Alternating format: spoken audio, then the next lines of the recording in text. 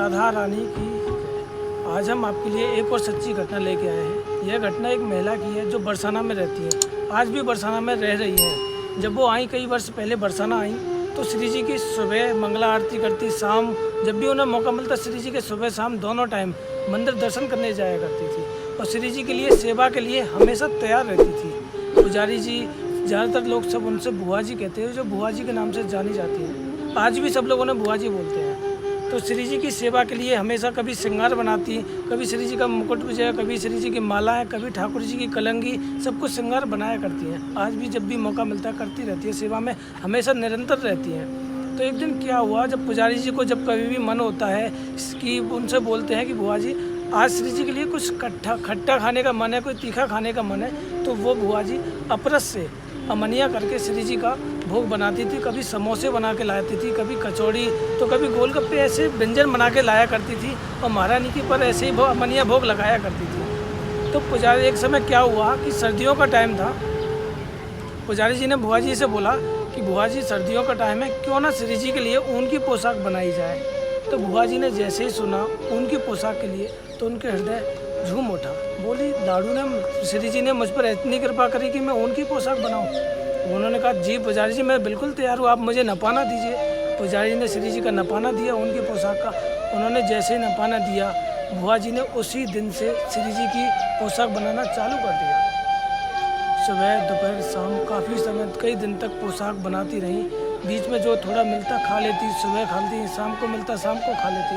कई दिनों के बाद जब पुजारी जी ने कहा बुआ जी ठंड बढ़ गई है, पोशाक बन गई क्या? तो बुआ जी बोली कि शाम तक बन जाएगी, आप रात को ले जाना। तो पुजारी जी ने बोला रात को मौका मिला तो मैं रात को ले जाऊंगा, नहीं तो सुबह कल मंगला में मैं ले जाऊंगा या फिर किसी और के हाथ आप भिजवा देना। तो बुआ जी ने बोल दिया ठीक है, आप पोशाक तैयार हो जाएगी, आप ले जाना। तो क्या हुआ, उस दिन उसी शाम के टाइम जब पुजारी जी श्री जी की शयन कराने के बाद में जब मंदिर में प्रसाद पा रहे थे, तो पुजारी जी डेली प्रसाद मंदिर में ही पाते हैं, उसके बाद जो नीचे विश्राम करने के लिए जाते थे। तो उस दिन क्या हुआ कि जब पुजारी जी प्रसाद पाने के लिए बैठे ही थे तो बड़े पुजारी ने कहा कि आज पत्तल खत्म हो गई है। तो पत्तल खत्म हो गई तो छोटे पुजारी जी बोले चलो कोई बात नहीं। तो बड़े पुजारी ने कहा कोई बात नहीं, आज आप प्रसाद घर ले जाइए, घर पे प्रसाद पा लेना। छोटे पुजारी ने कहा ठीक है, आज घर पे प्रसाद पा लेंगे। तो वो प्रसाद पैक करके जो है नीचे अपने घर की तरफ जा रहे थे, मोटरसाइकिल से वो नीचे गए। तो जब जा रहे थे तो रास्ते में उन बुआ जी का घर पड़ता है। पुजारी जी ने सोचा क्यों ना मैं रात को ही अभी पोशाक ले लूँ, सुबह मंगला में जाऊँगा तो मैं ही लेता हुआ चला जाऊँगा। वो बुआ जी के घर पहुँचे।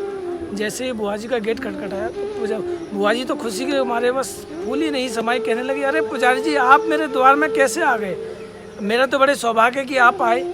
तो बड़ी खुशी के मारे उन्हें अंदर बुलाया और पुजारी जी ने पूछा पोशाक तैयार हो गई? तो बुआ जी ने बड़े खुशी चित्त से कहा हाँ पोशाक बिल्कुल कंप्लीट है, आप ले जा सकते हो। पुजारी जी के लिए जलपान कराया। उसके बाद में पोशाक जैसे ही पुजारी जी ने ली, उसके बाद में जो हाथ में प्रसाद रखा हुआ था उन्होंने वो प्रसाद बुआ जी के लिए दे दिया। और जैसे ही बुआ जी ने वो प्रसाद लिया उनकी आंखों से आंसू आ गए।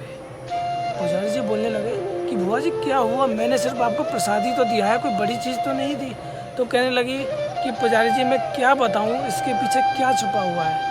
तो पुजारी जी ने ज़बरदस्ती करी, बताओ तो सही क्या हुआ, ऐसा क्या चमत्कार हुआ, ऐसी क्या घटना घटी, आप हमें बताओ। तो वो बोल रही थी कि पुजारी जी आज मैं रात्रि के समय सिर्फ थोड़ी सी नमकीन खा के ही सो रही थी कि मैंने कि चल कोई नहीं, अब परेशान होंगी, बस ऐसे ही सो जाती हूँ।